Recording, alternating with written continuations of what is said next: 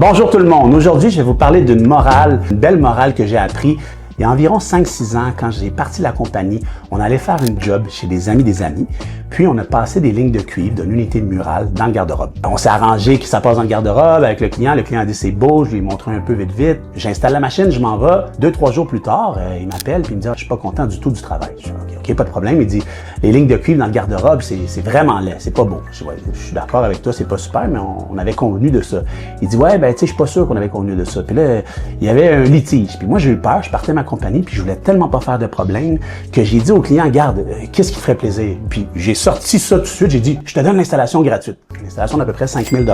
Puis là, le client me dit, OK, cool.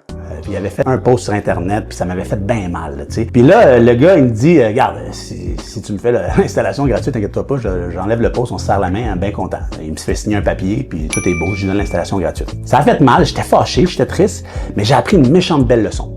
J'aurais pu être fâché pendant longtemps après lui. Mais tu sais quoi? Peut-être que c'était moi qui ai mal fait ma job. Puis qu'est-ce que je peux faire pour essayer d'éviter ce genre de situation-là? Ben, j'ai trouvé une solution. Maintenant, on fait des beaux dessins. On arrive chez le client, on prend des photos. Où est-ce que la ligne de cuivre va passer? Où est-ce que le drain va passer? Donc, on se promène avec notre belle tablette et puis on prend des photos partout. On les fait signer avec le client.